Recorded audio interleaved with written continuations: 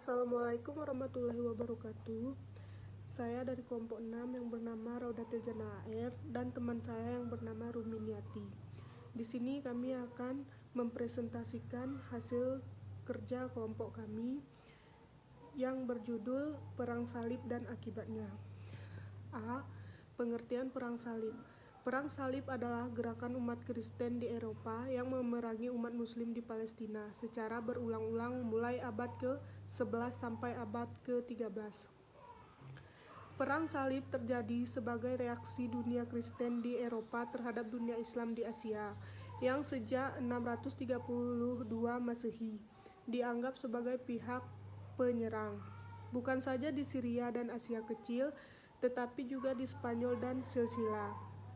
Disebut Perang Salib karena ekspedisi militer Kristen mempergunakan tanda salib pada bahu, lencana, dan panji-panji mereka sebagai simbol pemersatu untuk menunjukkan bahwa peperangan yang mereka lakukan adalah perang suci dan bertujuan untuk membebaskan kota suci Baitul Maqdis atau Yerusalem dari tangan orang-orang Islam dan mendirikan gereja dan kerajaan Latin di timur. Perang Salib berakhir ketika iklim politik dan agama di Eropa berubah secara signifikan selama masa Renaissance. Perang Salib pada hakikatnya bukan perang agama, melainkan perang merebut kekuasaan daerah.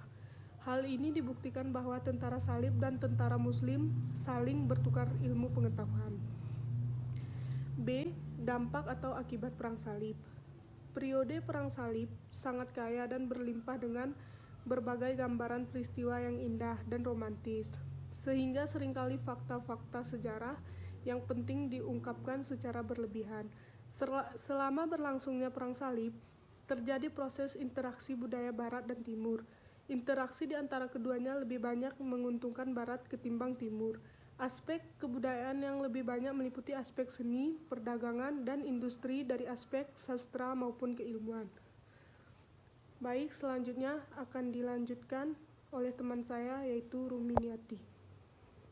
Assalamualaikum warahmatullahi wabarakatuh. Saya akan melanjutkan penjelasan dari teman saya yaitu Raudatil Jannah AR. 1. Politik dan budaya. Perang Salib amat memengaruhi Eropa pada abad pertengahan. Pada masa itu, sebagian besar benua dipersatukan oleh kepuasan akan tetapi pada abad ke-14, perkembangan birokrasi yang terpusat di Prancis, Inggris, Burgundi, Portugal, Kastilia, dan Aragon. Hal ini sebagian didorong oleh dominasi gereja pada masa awal Perang Salib. Meski benua Eropa telah bersinggungan dengan budaya Islam selama berabad-abad melalui hubungan antara semenanjung Iberal dengan Sisilia, banyak ilmu pengetahuan di bidang-bidang sains, pengobatan, dan arsitektur diserap dari dunia Islam ke dunia Barat selama masa Perang Salib ke-19. Pengalaman militer Perang Salib juga memiliki pengaruh di Eropa, seperti misalnya kastil-kastil di Eropa mulai menggunakan bahan dari batu-batuan yang tebal dan besar, seperti yang dibuat di timur, tidak lagi menggunakan bahan kayu seperti sebelumnya.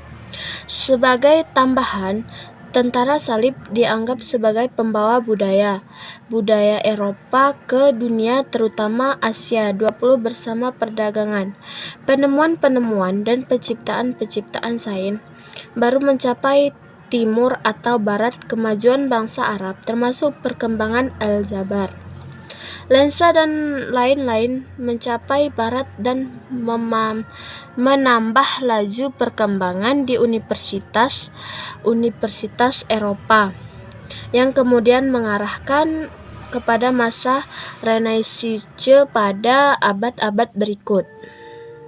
2. Perdagangan. Kebutuhan untuk memuat, mengirimkan, dan menyediakan balet tentara yang besar menumbuhkan perdagangan di seluruh Eropa. Jalan-jalan yang sebagian besar tidak pernah digunakan sejak masa pendudukan Romawi terlihat mengalami peningkatan disebabkan oleh para pedagang yang berniat mengembangkan usahanya. Ini bukan saja karena perang salib mempersiapkan Eropa untuk bepergian akan tetapi lebih karena banyak orang ingin bepergian setelah diperkenalkan dengan produk-produk dari timur. 31 Hal ini juga membantu pada masa-masa awal Renaissance di Italia karena banyak negara kota di Italia yang sejak awal memiliki hubungan perdagangan yang penting dan menguntungkan dengan negara-negara salib, baik di Tanah Suci maupun kemudian di daerah-daerah bekas Bizantium. Pertumbuhan perdagangan membawa banyak barang ke Eropa yang sebelumnya tidak mereka kenal atau amat jarang ditemukan dan sangat mahal.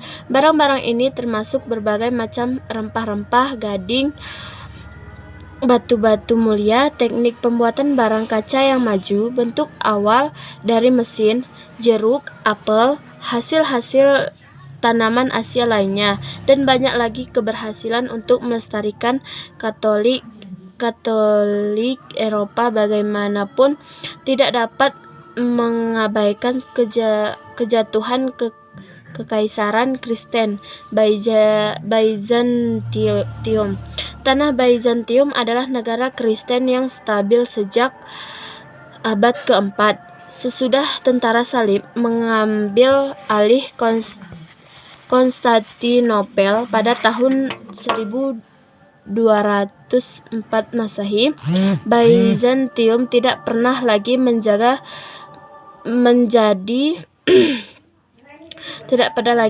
sebesar atau sekuat sebelumnya dan akhirnya jatuh pada tahun 1453 Masehi. Melihat apa yang terjadi terhadap Byzantium, perang salib lebih dapat digambarkan sebagai perlawanan Katolik Roma terhadap ekspansi Islam ketimbang perlawanan Kristen secara utuh terhadap ekspansi Islam di lain pihak. Perang salib keempat dapat disebut sebuah anomali. Kita juga dapat mengambil suatu kompromi atas kedua pendapat di atas, khususnya bahwa perang salib adalah cara Katolik Roma untuk dapat menyelamatkan Katolikisme, yaitu tujuan yang utama adalah memerangi Islam dan tujuan yang kedua adalah mencoba menyelamatkan Kristenan. Perang salib memiliki efek yang buruk tetapi terlokalisir pada dunia Islam, di mana persamaan antara bangsa perang dengan tentara salib meninggalkan bekas yang amat dalam. Muslim secara tradisional mengeluh-elukan Seladi, seorang ksatria Kurdi, sebagai pahlawan perang salib pada abad ke-21 sebagai dunia Arab, seperti gerakan kemerdekaan Arab dan gerakan pan-Islamisme masih terus menyebut keterlibatan dunia Barat di Timur Tengah sebagai perang salib. Perang salib dianggap oleh dunia Islam sebagai pembantaian yang kejam dan keji oleh kaum Kristen Eropa. Konsekuensi yang secara jangka panjang menghancurkan tentang perang salib menurut ahli sejarah Peter Mansfield adalah pembentukan mental dunia Islam yang cenderung menarik diri ilustrasi dalam Injil Prancis dari tahun 1250 Masehi yang menggambarkan pembantaian orang Yahudi dikenal dari topinya, yakni Judenhur, oleh tentara salib. Terjadi kekerasan tentara salib terhadap bangsa Yahudi di kota-kota di Jerman dan Hongaria. Belakangannya juga terjadi di Prancis dan Inggris, dan pembantaian Yahudi di Palestina dan Syria menjadi bagian yang penting dalam sejarah antisemit. Meski tidak ada satu perang salib pun yang pernah dikumandangkan melawan Yahudi, serangan-serangan ini Serangan-serangan ini meninggalkan bekas yang mendalam dan kesan yang buruk pada kedua belah pihak selama berabad-abad. Kebencian kepada bangsa Yahudi meningkat. Posisi sosial bangsa Yahudi di Eropa Barat semakin merosot dan pembatasan meningkat selama dan sesudah Perang Salib. Hal ini memuluskan jalan bagi legalisasi anti-Yahudi oleh Paus Innocentius III dan membentuk titik balik bagi antisemitisme pertengahan. Baik, hanya ini yang dapat kami sampaikan. Lebih dan kurang kami mohon maaf.